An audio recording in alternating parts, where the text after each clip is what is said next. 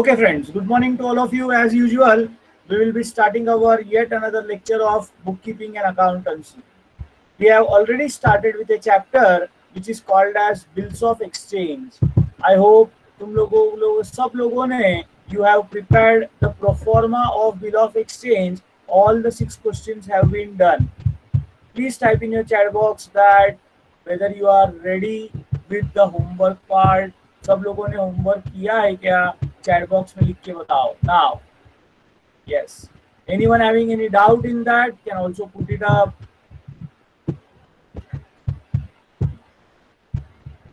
आज हम लोग कुछ बहुत खूबसूरत चीजें सीखने वाले हैं. This entire chapter bills of exchange is definitely my favorite topic to teach और मैं बहुत मजे से पढ़ाता हूँ.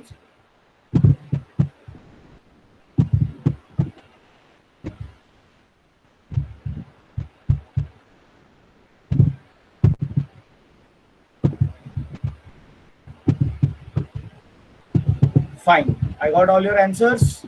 Let me start by just a revision. Okay, Neha Palande and Rishikesh, I hope that doubts के लिए आप लोगों ने नो बोला रहेगा. Is there anyone? Raj Sharma, have you joined the lecture? Raj Sharma is a student who has just taken admission yesterday. Sir आवाज आ रहा है आपको? हाँ, आ रहा है. सर उसको मैंने लिंक भेजा था बट वो ऑफलाइन है. ओके, ठीक, फाइन. बाकी सारे नए लोग जो लोग रहेंगे, मैंने YouTube का वापिस एक बार चाहिए तो लिंक भेज देता हूँ. जो लोगों ने स्टार्टिंग के लेक्चर्स मिस किए थे due to any reason, you can definitely have a view. हमने स्टार्ट किया था chapter bills of exchange, definition सीखा था. A bill of exchange is an unconditional order drawn by the drawer asking the drawee to pay a certain amount on a certain date to a certain person. There are 3 parties to a bill of exchange: drawer, ड्रॉई, पेई. जो bill draw करता है वो drawer, जिस पर draw करता है वो ड्रॉई, और जो ड्रॉई जो रहता है बिकम्स एक्सेप्टर, और जिसको बिल का पैसा पे करने का रहता है वो पेई. बिल्स ऑफ एक्सचेंज आने के बाद ड्रॉवर बिल या तो खुद के पास रख सकता है, या तो वो किसी को एंडोर्स कर सकता है, या डिस्काउंट भी कर सकता है. तीनों का हमने मीनिंग समझा था. ये चार्ट में मैंने आपको समझाने का कोशिश किया था how things work. Now we will proceed further.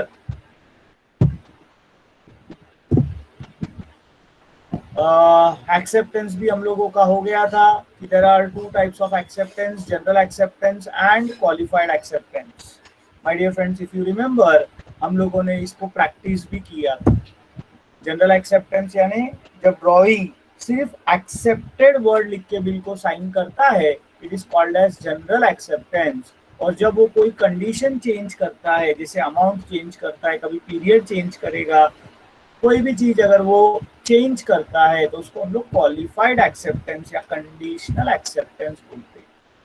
आज का लेक्चर हम लोग शुरुआत करेंगे by understanding different types of bills of exchange. ये स्केलेटन आप लोगों को दिख रहा है, ये मैंने पहले से तैयार करके रखा है आप लोगों के लिए. सो टाइप्स ऑफ बिल. अच्छा, एक पहला बात याद रख लेना, बिजनेस की दुनिया में बिल ये शब्द का अर्थ बिल्स ऑफ एक्सचेंज ही होता है. आपके नॉर्मल दुनिया में, मतलब जिसको अकाउंट्स नहीं आता है, वो जाके दुकान में बोलता है कि भाई साहब बिल दो, मतलब जो सामान खरीदा उसका बिल दो मांगता है. वो कभी भी जाके घर पे देखना, वो बिल नहीं होता, उसको बोलते हैं invoice. What is that called as? Invoice. ऊपर कभी भी देखना कैश इनवॉइस ऐसा शब्द लिखा रहेगा. आप क्लासेस में फीस भरते हो तो जब पैसा देते हो तो आपको मिलता है रिसिप्ट, कागज के नाम याद रखना. बिल ऑफ एक्सचेंज को ही बिल ये शब्द का प्रयोग किया गया है. तो bills of exchange can be broadly classified on 2 bases. First, it can be based on geographical location कि ड्रॉवर, ड्रॉई और पेई कहाँ रहते हैं. Based on that, we can have 2 kinds of bill. अगर ड्रॉवर, ड्रॉई, पेई सारे के सारे एक ही देश में रहते हैं तो then it is called as inland bill, inland, England नहीं, इनलँड म्हणजे आपल्या देशातले, so that is called as inland bill. लेकिन वही अगर तीनों में से एक भी बंदा कोई बाहर देश में रहता होगा तो उसको बोलते हैं फॉरेन बिल। तो based on geographical location we have two kinds of bills of exchange, one is an inland bill and other is a foreign bill. So this is what are the two kinds of bills of exchange. दूसरा जो category आता है that is based on due date of a bill. नवीन शब्द आला due date. Due date म्हणजे ज्या तारखेला बिलचं payment करायचं आहे, the date on which the amount of bill is to be paid. म्हणजे काय सर, बहुत सिंपल बताता हूँ। आपके घर पे इलेक्ट्रिसिटी का बिल हर महीना आता है, उसमें लिखा रहता है या तारखेपर्यंत, वो जो तारीख लिखा रहता है इस तारीख तक पैसा भरना है, उस तारीख को बोलते हैं ड्यू डेट। ज्या दिवशी आपल्याला बिलचा पेमेंट करायचा असतो त्या बिलला आपण ड्यू डेट असं नाव दिलेलं आहे। तो on the basis of due date क्या हो सकता है, तो सबसे पहला आता है आफ्टर डेट बिल। मेरे दोस्तों, आप लोगों ने शब्द आफ्टर डेट सुना है क्या?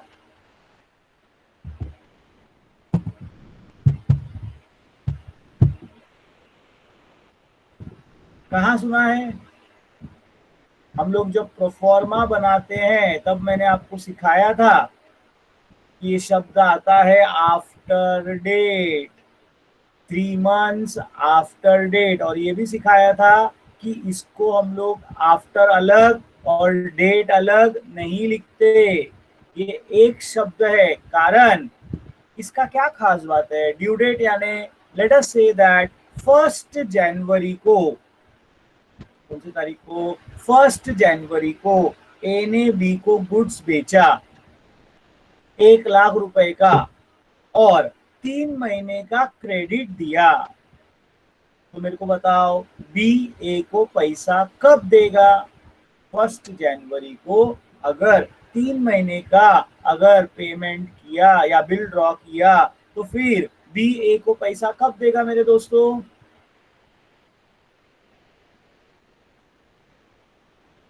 खाई मत करो, अति तिते माती। जनवरी के बाद फरवरी, मार्च, अप्रैल, जनवरी को गिनने का नहीं रहता है, ठीक है। ऑफ कोर्स जनवरी गिन लेते हैं हम लोग क्योंकि 1 फरवरी, 1 मार्च, 1 अप्रैल, तो ड्यू डेट आएगा 1 अप्रैल, नॉट 1 मार्च। Yes, correct. Now friends, think of a situation that ए जो है बंदा ये रहता है मुंबई में और बी ए जो है रहता है दिल्ली में। मैं ऐसा बहुत सारे अलग अलग एग्जाम्पल दूंगा, मेरे दोस्तों ध्यान से समझना। ए रहता है मुंबई में और बी रहता है दिल्ली में। ए ने बिल ड्रॉ किया 1 लाख रुपए का ही, मेरा एग्जाम्पल वही रहेगा, 1 लाख रुपए का सामान बेचा और ट्रक वाले के हाथ में बिल ऑफ एक्सचेंज दिया, बोला इस पे साइन ले, और बी जब साइन देगा तो आगे चल के सामान डिलीवर कर देना। अब 1 जनवरी को बिल साइन होने के बाद या बिल ड्रॉ होने के बाद गाड़ी निकला, दिल्ली पहुंचते पहुंचते 4 दिन हो गया दोस्तों। मतलब बी ने वो बिल 5 जनवरी को देखा और उसने बिल को एक्सेप्ट किया। ध्यान से सुनना, इंटरेस्टिंग कंसेप्ट है। व्यवहार जब होता है ना मेरे दोस्तों, बिजनेस जब होता है ना, तो उसमें टर्म्स एंड कंडीशंस दोनों डेटर क्रेडिटर के रिलेशनशिप के हिसाब से होता है। डेटर क्रेडिटर रिलेशनशिप म्हणजे काय सर, कि डेटर क्या बोलता है, क्रेडिटर क्या बोलता है, किसका पावर ज्यादा है, व्यवहार में कंट्रोल कौन करता है। जैसे मैं और आप, हम लोग भी व्यवहार करते हैं, ठीक है। आप लोग फीस भरते हो, मैं फीस लेता हूं, लेकिन फीस लेने के बावजूद मेरा कंट्रोल ज्यादा है। समझ में आता है कि मेरा कंट्रोल जो है, अधिकार जो है, मेरा जो अस्तित्व है, ये तुमसे ज्यादा पावरफुल है। मैं जो बोलेगा वो तुमको करना पड़ेगा, इस तरीके से। वैसा बिजनेस में भी ना जरूरत के हिसाब से कभी डेटर पावरफुल होता है, कभी क्रेडिटर पावरफुल होता है। तो डेटर अगर पावरफुल है, कौन पावरफुल है? डेटर म्हणजे ड्रॉई। बी बोलता है 3 महीने का उधारी दिया, ठीक है, लेकिन मैंने ये बिल 5 जनवरी को ही देखा। मैंने बिल कभी देखा? 5 जनवरी को। तो 3 महीने का मुद्दत जो चालू होना चाहिए ये 5 जनवरी से ही चालू होना चाहिए। 1 जनवरी को तू कभी भी बनाएगा, कोई भी तारीख लिख के भेजेगा, वो मेरे को नहीं चलेगा। मेरे बिल को देखने के बाद, कौन बोलता है ऐसा मेरे दोस्तों? किसने बोला ये डायलॉग?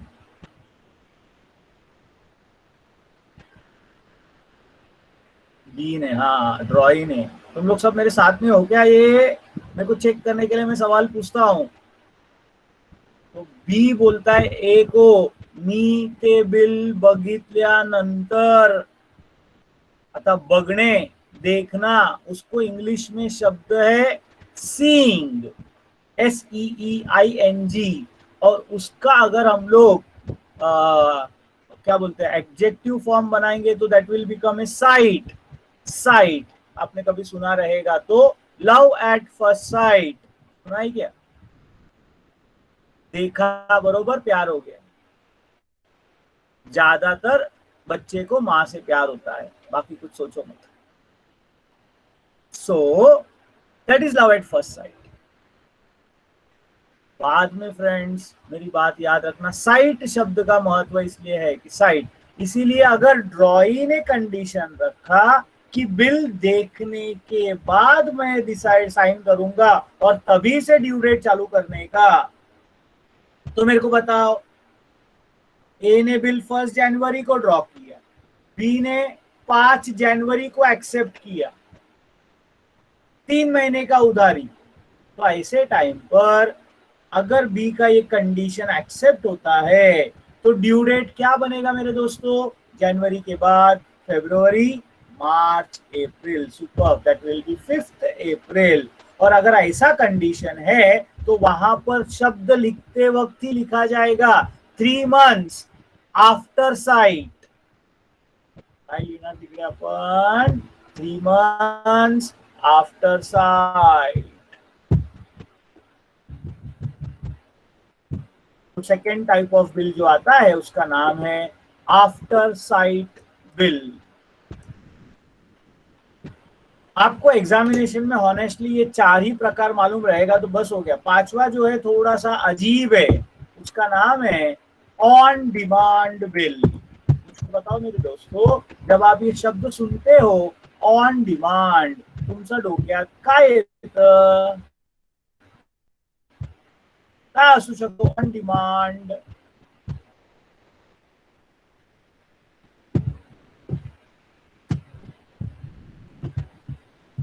क्या रहेगा मेरे दोस्तों ऑन डिमांड? मतलब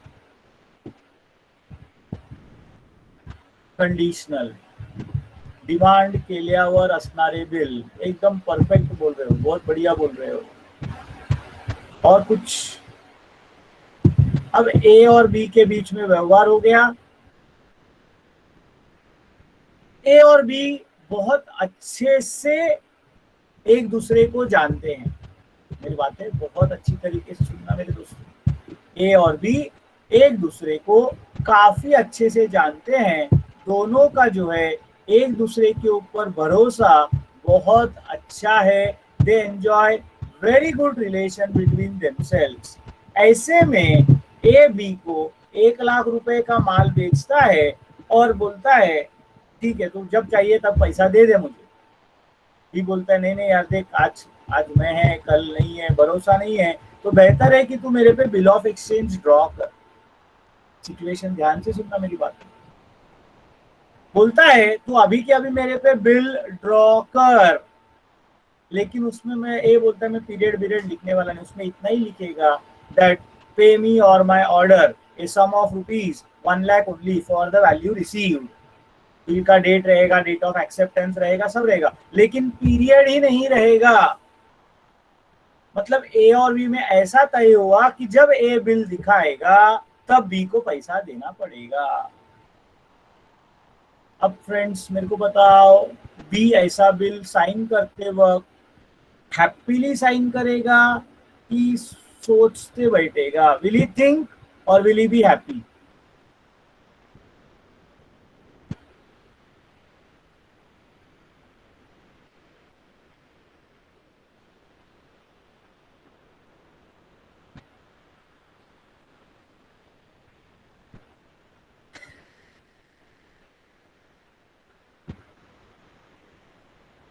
So now we are having a mixed bag.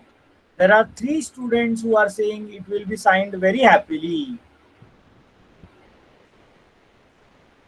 बाकी सब लोग think बोल रहे। चौथा happily,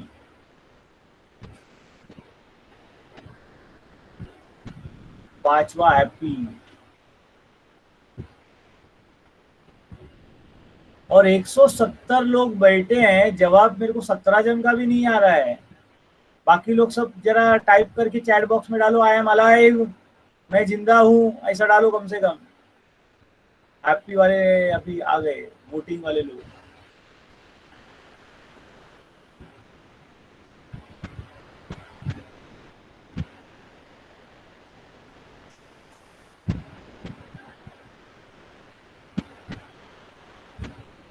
happily think happily. Okay, तो 50% लोगों को ऐसा लगता है कि बी खुशी खुशी साइन करेगा, और 50% लोग या शायद 60% लोग बोल रहे सोच के साइन करेगा। Very good, I am very happy that तुम लोग कुछ तो सोच रहा था। Tanmay, you are alive, you are happy और यू आर थिंकिंग। मेरा सवाल जिसने जवाब नहीं दिया उनको मैंने बोला आई एम अलाइव टाइप करने को। चलो ढेर, अपन वैसे ही लेट है आज के लेक्चर में, मेरा टॉपिक कंप्लीट नहीं होगा। जो लोगों ने हैप्पी टाइप किया, क्या उनमें से एक जन मुझे रीजन बता सकता है why B will be happy? At the same time जो लोगों ने थिंक टाइप किया, एक जन मेरे को बताओ क्यों सोचकर साइन करेगा?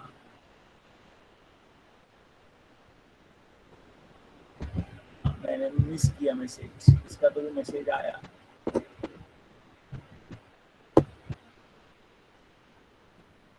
ऋषिकेश बोलता है वो अगर अभी मांगे पैसा तो कैसे अरेंज करेगा थिंक के लिए? Okay, yes, agreed. थिंक वाले टीम से ऋषिकेश बोलता है कि क्योंकि उसमें महीना लिखा नहीं है, अचानक आके कल खड़ा हो गया, बोला पैसा दे 1 लाख, तो कहां से देगा? भी एक्सेप्ट तो कर लिया बिल को, पैसा तो देना पड़ेगा, कहां से देगा? इसीलिए वो सोच समझ कर करेगा। हैप्पी वाले कोई एक रीजन? ड्रॉई का डिमांड है, ये किधर बोला मैंने? ड्रॉई का डिमांड है, मैंने ऐसा कभी बोला ही नहीं। Happy because there is no tension of period and he can pay at any time. Aditya Mishra में अगर तेरा ये आंसर मान के चलूं, और एक कल तू बी के जगह पे है और एक कल तेरे दरवाजे पे आके खड़े रह के बोला पैसा दे, तो विल यू बी हैप्पी? जो ऋषिकेश का मेन कमेंट है उसी को मैंने यूज किया।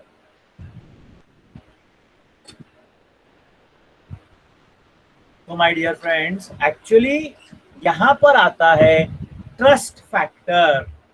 Business is always based on trust factor for sure. B ऐसा बिल तभी साइन करेगा जब उसको ए के ऊपर 100% गारंटी होगा कि ए चीटिंग नहीं करेगा। जब ये क्या नहीं करेगा? Cheating in the sense what, that 3 महीना तक वो गारंटी आएगा ही नहीं अपने पास पैसा मांगने को। जब बी को ए के ऊपर इतना भरोसा रहेगा तो ही वो बिल साइन करेगा। तो the correct answer what I was expecting, the conservative approach is B will think and then only sign, he will not sign very happy, क्योंकि उसके अंदर कुछ लिखा ही नहीं। कुछ लिखा होगा तो उतना तो रुकेगा, कुछ नहीं लिखा है तो आजाद है, कल भी आ सकता है, परसों भी आ सकता है पैसा मांगने। तो मेरे दोस्तों, if we try to understand the bills of exchange, I tell you there are two main kinds. One is based on geographical area. We are having the inland bill and the foreign bill. And second based on due date, after date bill, after site bill, and on demand bill. I hope इसका सब का फिर मैंने explanation एक एक करके दिया हुआ है. Based on geographical location, what is an inland bill? When all the parties to a bill of exchange belong to the same country, it is called as an inland bill. What is a foreign bill? When even a single party to the bills of exchange belong to another country, it is called as a foreign bill. Even a single party मतलब drawer, ड्रॉई या पेई, पेई भी दूसरे देश का होगा तो भी वो फॉरेन बिल कहलाएगा. For example, a bill drawn in India and payable in Japan. Based on due date of bill, we have after date bill. What is an after date bill? When the due date of bill is calculated from the date of drawing the bill, it is called as an after date bill. So what is an after date bill? When the due date is calculated from the date of drawing the bill, it is called as an after date bill. दूसरा आता है after site. Site का याद रखने का नाम देखना. Site म्हणजे बघणे. कोण बघणे? Drawee. When the due date of the bill is calculated from the date of acceptance of a bill, it is called as an after sight bill. On demand bill, as the name indicates, this bill has to be paid on demand by the drawee. This bill does not contain period of bill. बोलो types of bills of exchange समझा क्या?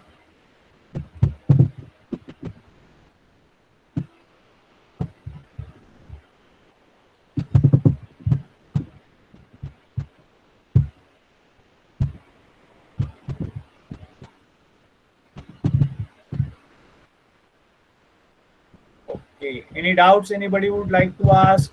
इसमें और कुछ clarification किसी को चाहिए? बहुत सिंपल है, बट ये प्रकार है. One word answer, one line answer, ये सब जगह पे आ सकता है.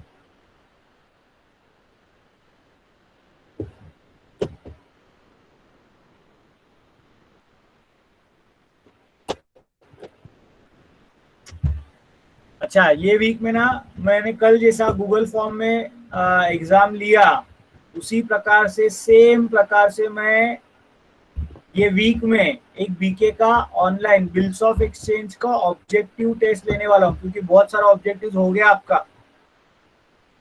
तैयार रहना. और इस बार जो रहेगा टाइम लिमिट के साथ रहेगा, मतलब 30 मिनट, मतलब 30 मिनट में 6 बजे विंडो ओपन करेगा, 6:30 बजे विंडो, शाम के टाइम पे मैं एक दिन टेस्ट रखूंगा. 6 to 6:30 खत्म. और सबको अटेंड करना है. जो नहीं अटेंड करेगा उसको मैं 3 बार लिखाएगा सब, क्योंकि अभी मेरे पास ऑफिशियली सब कुछ रिकॉर्ड्स है, कौन कौन भेजा है. संडे का एग्जाम सब लोगों ने लिख के हो गया ना. मेरे को बहुत सारे आंसर्स तो मैंने देख लिए हैं, बट कैसा है 170 लोगों का है तो टाइम लगता है देखने को. तो still the checking process is going on. या everyone comfortable? Let us try to revise what are all the things we learned. We started with definition. We learned parties to a bill of exchange. We learned the different types of acceptance of a bill of exchange. Today we learned different types of bills of exchange. Now we learn something very interesting again, जो मैंने थोड़ी देर पहले आप लोगों को explain किया था, वही चीज हम लोग जो है वो लर्न करने जा रहे हैं, जिसका नाम है due date of a bill. What is due date of a bill? मैंने थोड़ी देर पहले ही बताया था. The date on which the amount of bill is to be paid is called as due date of a bill.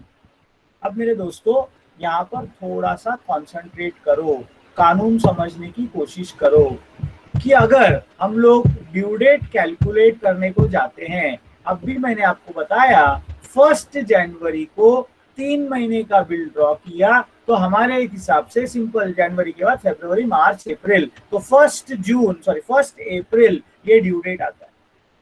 लेकिन कानून जो अपने देश का है ना, ये बहुत इंटरेस्टिंग बात है मेरे दोस्तों.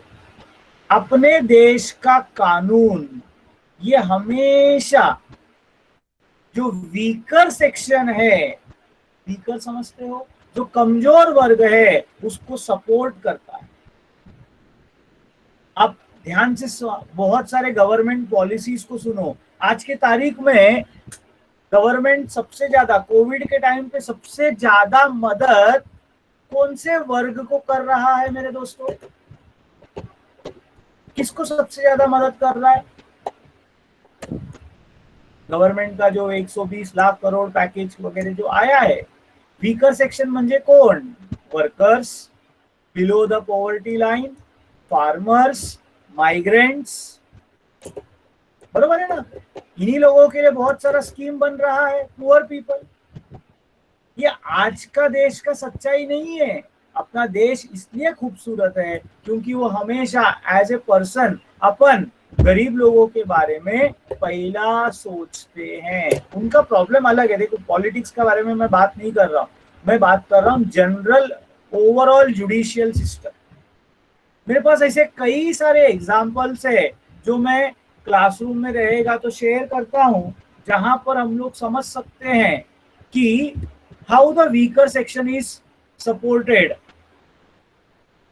I will give you 2 simple very basic examples.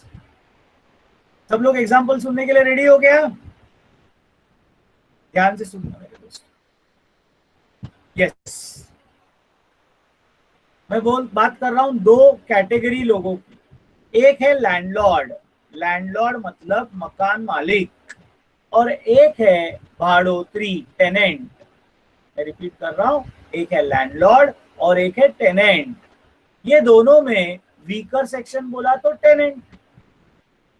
इसीलिए ज्यादातर कानून समझोगे तो वो टेनेंट के फेवर में है, भाड़ोत्री के फेवर में है। अपना कल्याण ईस्ट 90% बैठक चाल में है मेरे दोस्तों। अब आपको ये रूल कितने लोगों को पता है कि अगर एक आदमी एक घर में भाड़े के घर पे 11 महीने से ज्यादा रह गया तो वो घर उसका हो गया? ऐसा कानून। एक आदमी एक घर में 12 महीने से ज्यादा रह गया तो फिर वो घर उसका है, ऐसा अपने देश का कानून है। फिर वो भाड़े पे रहेगा तो भी चलेगा। मतलब वो 12 महीना एक घर पे रह गया तो मकान मालिक भले ही ओनर है, वो घर से भाड़ोत्री को निकाल नहीं सकता, जबरदस्ती नहीं कर सकता। भाड़ोत्री ने जाके कंप्लेंट किया तो मकान मालिक जेल में जाके बैठेगा।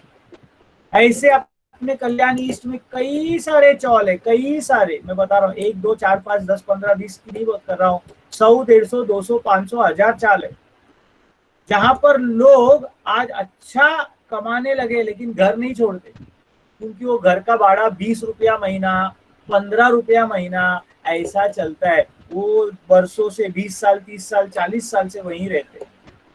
क्या आपको ये बात का पता है क्या? Do you people know about this? नहीं। I think Saurabh can tell more about this. Saurabh है ना यहाँ पर? सृष्टि को मालूम है, यस, महक को मालूम है, सौरभ को मालूम है, यस। सौरभ को ये मालूम नहीं रहेगा कि किसी जमाने में मैं सौरभ के घर वालों का, मतलब सौरभ अभी बहुत छोटा है, उसके उसके डैडी भी मेरे उम्र के हैं। हाँ, मैं बात करता हूँ अभिषेक उसके बारे में। उनके जो घर के बड़े लोग हैं, हम लोग उनके भाड़ोत्री हुआ करते थे किसी जमाने में। जब मैं छोटा था, स्कूल भी जाता था, तो जिस चौल में मैं रहता था उसका मकान मालिक सौरभ एंड कंपनी थी। तो और हम लोग का घर का रेंट, में तो खुद बोलता हूँ ना, 20 रुपया महीना था, 20 रुपीज मंथ फ्रेंड्स। और कोई कुछ नहीं कर सकता है जब तक मैंने वो घर सामने से सरेंडर नहीं किया, तब तक कोई मेरे को घर से, मैं वहां से ये फ्लैट में आके करीब 15 साल हो गए, लेकिन फिर भी वो घर मेरा ही था। 2015 तक मैंने वो घर मेरे पास ही रखा था। उसके बाद जब मेरा बिल्कुल यूज नहीं था, तब जाके मैंने सरेंडर कर दिया घर। हाँ, एग्रीमेंट इसलिए, तुम जब भी भाड़े के घर पे रहते हो ना मेरे दोस्तों, 11 महीने का ही एग्रीमेंट बनता है। नहीं, शॉप के लिए नहीं, शॉप कम्स अंडर कमर्शियल। मैं बता रहा हूँ, इसीलिए एग्रीमेंट जो बनता है, एग्रीमेंट, घर का एग्रीमेंट, ये 11 महीने का ही लीव एंड लाइसेंस बनता है, क्योंकि 11 महीने से एक दिन भी ज्यादा रह गया तो वो घर उसका, ऐसा कानून बोलता है। ह्यूमैनिटी इज डिफरेंट, मतलब आप और मैं अलग सोच सकते हैं, लेकिन कानून ऐसा है, सपोर्टिंग द वीकर सेक्शन। अगर एक इंडस्ट्री है, अगर एक कंपनी है, एक है मकान, sorry, owner of the company, और दूसरा है वर्कर, तुम देखो कानून हमेशा ना वर्कर के सपोर्ट में होता है। किसके सपोर्ट में होता है? वर्कर के सपोर्ट में। तुम अगर स्कूल कॉलेज जाते हो तो टीचर और स्टूडेंट, वीकर सेक्शन कौन है? Who is the weaker section? Student.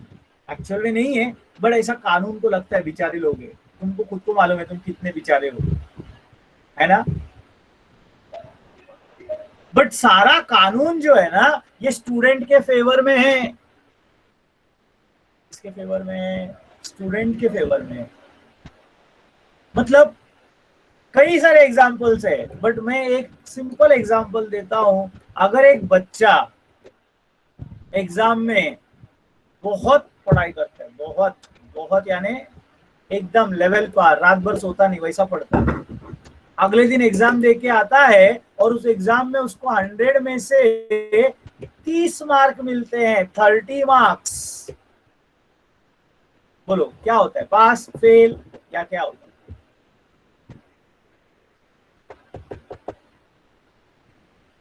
हाँ, प्रांजलि परफेक्ट। फेल नहीं होता है मेरे दोस्तों।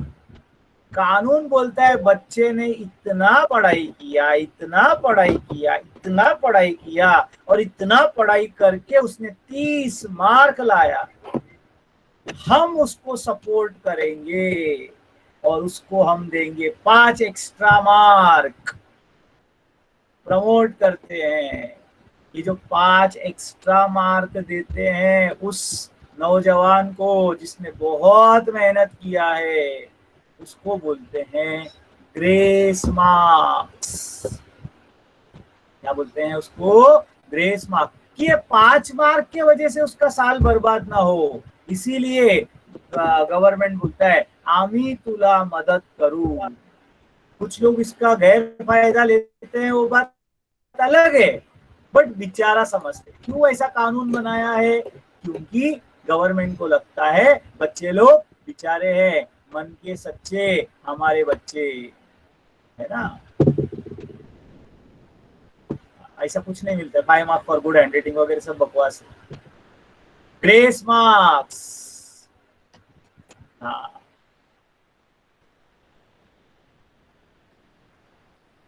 मैं ना अभिषेक तेरे को अलग से मिलके बात करता हूँ। अभी अपने को कैसा लेक्चर में रुकना पड़ेगा, वो एग्रीमेंट बहुत अलग अलग प्रकार के होते हैं। फिलहाल एंजॉय कर मैं जो सिखा रहा हूँ। तो वैसा ही मेरे को बताओ, ड्रॉवर और ड्रॉई, ये दोनों में वीकर सेक्शन कौन है रे?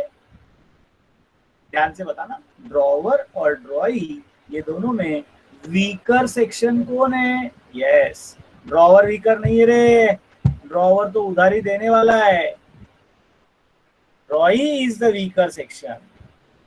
तो कानून बोलता है बेचारा, तूने सामान उधारी में खरीदा, तूने देश का मदद किया इकोनॉमी को बढ़ाने में, तो जब तेरे को पैसा भरने का ड्यू डेट आएगा तो हम गवर्नमेंट लॉ तुझे 3 एक्स्ट्रा दिन देंगे for making payment of the bill. कितना दिन एक्स्ट्रा देने वाले हैं?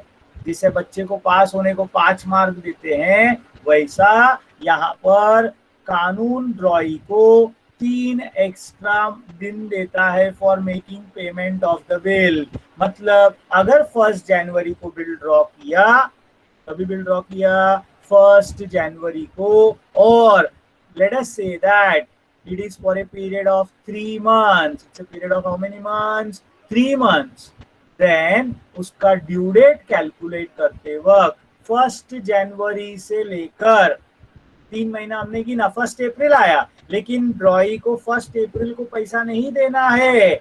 1 अप्रैल के बाद 2nd, 3rd, 4th, तो ड्यू डेट आएगा 4th April 2020, whatever date. सगळ्यांना समजलं का? तो इसीलिए हमारे तुम लोग इसमें चेक करोगे, स्लाइड्स में मैंने तुम लोगों को दिया हुआ है।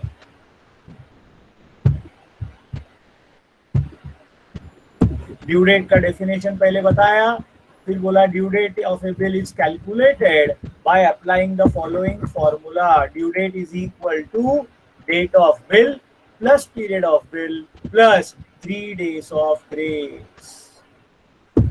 अभी हम लोग पेन और कागज लेंगे और कुछ कैलकुलेशंस करेंगे मेरे दोस्तों। कुछ ओरल कैलकुलेशन है, कुछ रिटर्न रहेगा।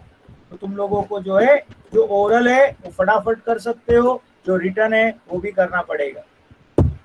तो एक्टिविटी मैंने एकदम सिंपल, फर्स्ट वाला तो मैंने इतना बार आपके साथ में डिस्कस किया है तो वो तो आपको याद हो गया रहेगा। अगर 1 जनवरी को 3 महीने का बिल अगर हम लोग ड्रॉ करते हैं तो उसका ड्यू डेट क्या आएगा? तो उसका ड्यू डेट हम लोगों ने अभी याद किया, जनवरी के बाद फरवरी, मार्च, अप्रैल। अगर हम लोग ये 3 दिन सोचते हैं तो फिर नहीं रे बाबा, 1 अप्रैल नहीं। ओ दीक्षा मैडम, पृथ्वी, घाई करो नका, Mansi please don't jump the gun. 3 days of grace भूलो मत। ऊपर देखो रेड कलर में, इसलिए मैंने उसको हाईलाइट किया है। It is not 1 April. दिमाग के अंदर भर के ही रखना, date of bill plus period of bill plus 3 days of grace. Yes, 4th April. Has everyone understood this?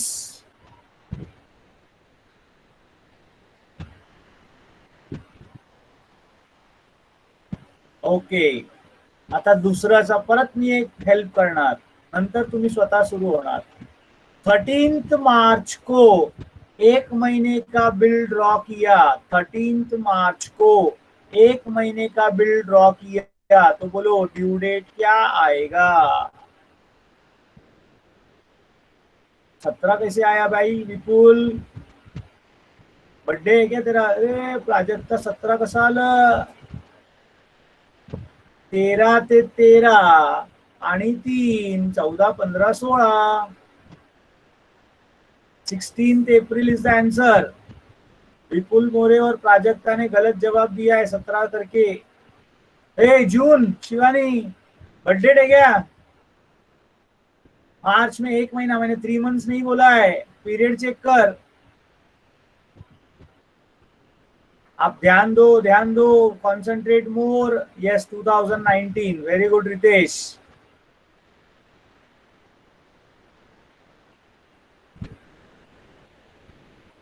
बोलो 12 अक्टूबर को 2 महीने का बिल ड्रॉ किया तो ड्यू डेट क्या आएगा? 12 अक्टूबर को 2 महीने का बिल, 12 के अक्टूबर के बाद नवंबर, दिसंबर, 12 के बाद 13, 14, 15। Very good, 15th December 2019। Perfect, very nice. Yes, good good good. Year दिया रहेगा तो ईयर भी लिखने का, दैट इज वेरी इंपॉर्टेंट। चलो, सब लोग एक्सपर्ट हो गए हो अभी तक। बोलो 23 दिसंबर को 1 महीने का बिल ड्रॉ किया तो ड्यू डेट, अच्छा 23 दिसंबर 2019 दिया है। 23 दिसंबर 2019 को 1 महीने का बिल ड्रॉ किया तो बोलना उसका ड्यू डेट कब आएगा?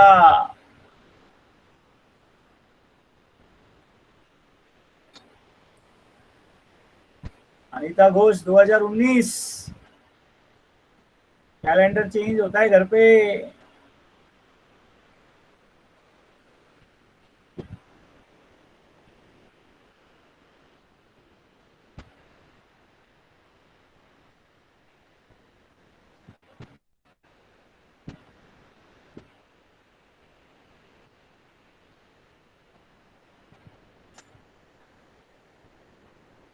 चंचल 6th काय चुकून लिहिलं वाटतं बघ।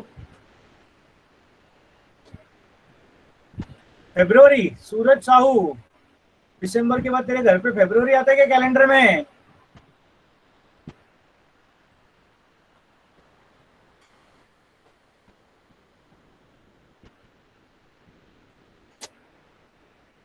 फिर तू संदीप साहू नहीं, दूसरा वाला सूरज साहू रहेगा।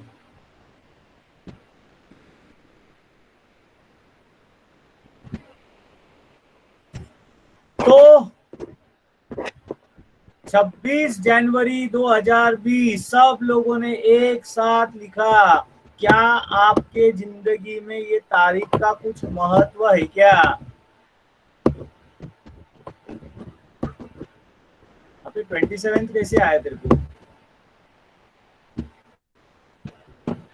क्या महत्व है वो लिखो। चलो यस मत लिखो। अरे थम थम, क्या महत्व है 26 जनवरी का मेरे दोस्तों?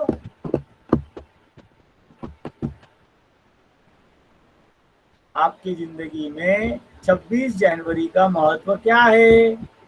Republic day, India become a Republican country on that particular day. आणि महत्वाचं म्हणजे महत्वाचं काय असतो त्या दिवशी? काय महत्वाचं असतो मित्रांनो?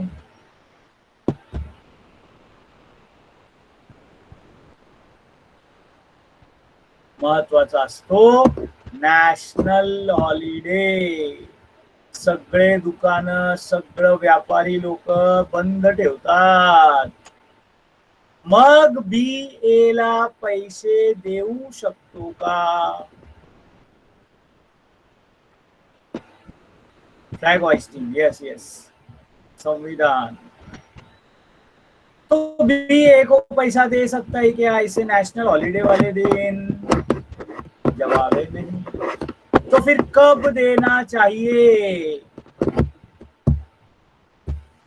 अगर 26 जनवरी को नहीं दे सकता तो कब देना चाहिए?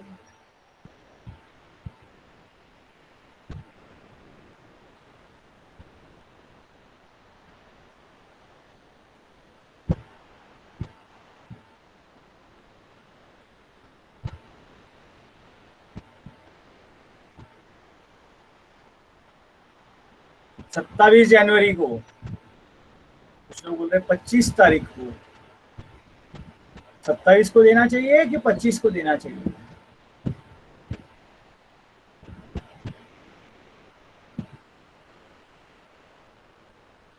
So what the rule says, already सोचो, कानून ने उनको 3 दिन एक्स्ट्रा दिया। वैसे तो 23 तारीख का एक महीना 23 जनवरी को खत्म हो गया, लेकिन 3 दिन एक्स्ट्रा गया ऑलरेडी, इसीलिए 26 तारीख आया। और एक दिन बढ़ा के कानून नहीं देगा। तुम्हारा सबका 27 जनवरी जो चालू है वो सब रॉन्ग है। कानून बोलेगा बहुत संभाला मैंने तेरे को भाई साहब, अगर उस दिन छुट्टी आ गया तो तेरा तकदीर खराब है। तो 26 का अगर ड्यू डेट आता है तो उसको 25 तारीख को लेना चाहिए। कब लेना चाहिए? 25 तारीख को। समझ में आ रहा है मेरे दोस्तों? तो if a due date falls on a public holiday then it's preceding day. Preceding म्हणजे अगोदरचे दिवस, त्याला आपण काय मानून घेणार? We will consider it to be our actual due date. तो 26 जनवरी आया तो 25 जनवरी। अब तुम्हारे लिए यहाँ पर एक और काम है। तो सवाल उठता है सर ऐसा कौन सा दिन को छुट्टी रहता है? तो तुम लोग अभी 10 बज गया है, दिनेश सर आ गए रहेंगे। दिनेश सर आलेत का अक्षय? नहीं। ओके, आलेत तर जरा मला इन्फॉर्म कर। अब सवाल उठता है कौन सा ऐसा डे है जो हमारे लिए पब्लिक हॉलिडे होता है? अभी घाई मत करना, क्योंकि जनवरी से लेके दिसंबर तक मैं पक्का जानता हूं आप काफी बड़ा लिस्ट बना सकते हो घर पे। होमवर्क आज तुमको एक्स्ट्रा होमवर्क मतलब टाइमपास होमवर्क, आपल्याला किती दिवस सुट्टी असतात असं एक लिस्ट बनवा। हाँ, अभी सर है तो, सर नहीं आए तो मैं आगे बढ़ता हूँ। अभी अक्षय कावडे सरांना एकदा फोन करून घे। अगला वाला इंटरेस्टिंग है मेरे दोस्तों। हमने देखा पीरियड ऑफ बिल कभी मंथ्स में आता है, कभी डेज में आता है।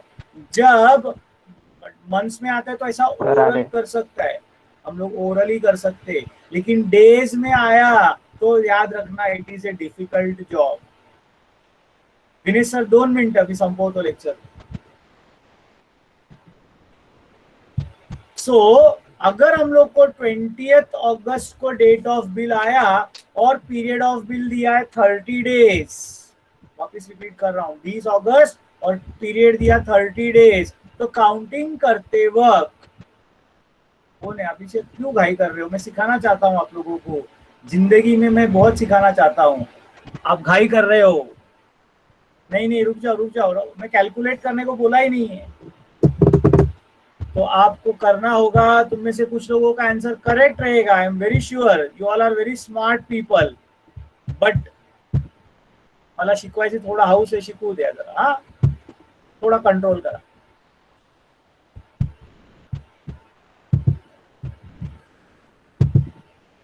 देखिए होमवर्क करके मेरे पास कुछ है, तो मैंने तारीख लिया था, क्या तारीख लिया था मैंने? 20 अगस्त। सबको दिख रहा है मेरा स्क्रीन अच्छे? प्लीज कंफर्म कर। हाँ सर। ओके 20 अगस्त, और मैंने पीरियड लिया 30 डेज। तो हमने फॉर्मूला सीखा, due date is equal to date of bill plus period of bill plus 3 days of grace. तो पहले समझ लो कि 20th अगस्त 2020 प्लस, अब ये डेज और डेज जो है ना, इसको हम लोग ऐड कर सकते हैं, 30 अधिक 3 म्हणजे दिस विल बिकम 33 डेज। अब 20 अगस्त में 33 डेज ऐड करेंगे, वैसा 20 में 33 ऐड करेंगे तो 53rd अगस्त। ऐसा किसी के घर पे कैलेंडर में आता है क्या 53rd अगस्त?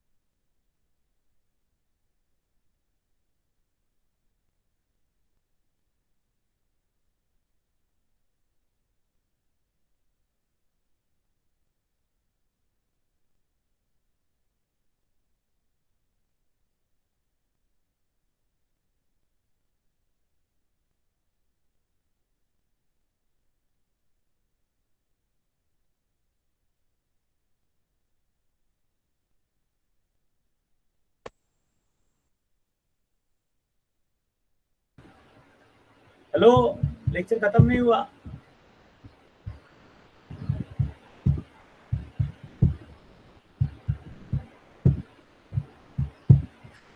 सब लोग सुन रहे हो क्या मैं क्या सिखा रहा हूँ करके? विंडोज चैट बॉक्स, सॉरी मेरा वो कहीं से तो भी बाहर एग्जिट हो गया था। तो हम लोग बात कर रहे हैं 20 अगस्त में अगर मैं 33 डेज ऐड करूं, सिंपल एडिशन किया तो 53 डेज है, 53rd अगस्त आएगा। ऐसा तो कोई तारीख नहीं होता है, मतलब ये समझना है कि हम लोग जो जा रहे हैं अगस्त के बाद सितंबर में जा रहे कहीं तो भी, तो 33 डेज में से, मेरे दोस्तों ध्यान से समझ लेना, बहुत इंपॉर्टेंट बहुत इंटरेस्टिंग है, 33 डेज में से अगस्त के कितने दिन बचे ये पहला अपने को चेक करना पड़ेगा। अगस्त में टोटल 31 डेज होते हैं, सबको मालूम है, जनवरी फरवरी मार्च अप्रैल में बचपन में सिखाया हुआ चीज। अब 31 में से 20 दिन गया, 31 में से कितना दिन गया? 20 दिन गया, वो तो दिया हुआ है यहाँ पर हम लोगों को। तो बचा कितना दिन? अगर हम लोग समझने की कोशिश करें तो friends it will be 11 days which are still remaining to go to the month of what is called as अगस्त खत्म होने को 11 दिन बचे हैं। 33 डेज में से अगर मैं 11 डेज अगस्त का माइनस करता हूँ तो मेरे को आंसर मिलेगा 22 डेज। आता हे 22 डेज कुठल्या महिन्याचे असणार? This will be of the month of September. यात परत जाऊन 3 दिवस ऍड करू नका. Don't add 3 days because we have already added 3 days. हाँ, गड़बड़ बच्चे लोग क्या करते, 22 निकालते, फिर पहले का याददाश्त आता है और फिर से उन लोग वही गलती करते हैं। तो इसका आंसर आएगा 22 सितंबर। 11 डेज कहाँ से आया? Very good question Rahul Trivedi. अगस्त में कितना दिन होता है बेटा? हाँ, पर वजीन को समझ गया, that is simple, very easy. Rahul Trivedi के लिए मैं बात कर रहा हूँ। अगस्त में हमारे पास कितने दिन होते हैं टोटल?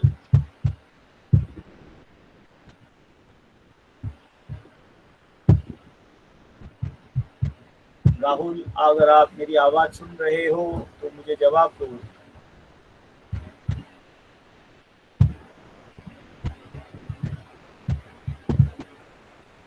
$31। इसमें से हमारा जो date of drawing the bill था वो था 20 ऑगस्ट। तो 31 माइनस 20 हे केल्यावर आपल्याला 11 डेज येतो। 31 में से 20 माइनस किया तो आएगा 11 डेज। राहुल त्रिवेदी का डाउट था, इसीलिए मैं रुककर समझा रहा हूँ। तो फाइनल आंसर 22। 33 में से अगर हम लोग 11 अगस्त का दिन माइनस करेंगे तो 22 सितंबर 2020 ये आपका हो जाएगा ड्यू डेट। समझा क्या? तो ये सब थियरी जो आज मैंने types of bills of exchange, due date और क्वेश्चन से आपको मैं घर पे प्रैक्टिस के लिए भेजने वाला हूँ, ये सब आपको सॉल्व करना है। आप लोग पिछले 1 घंटे से मेरी भाषण सुन रहे हो, इसलिए आप सबका धन्यवाद।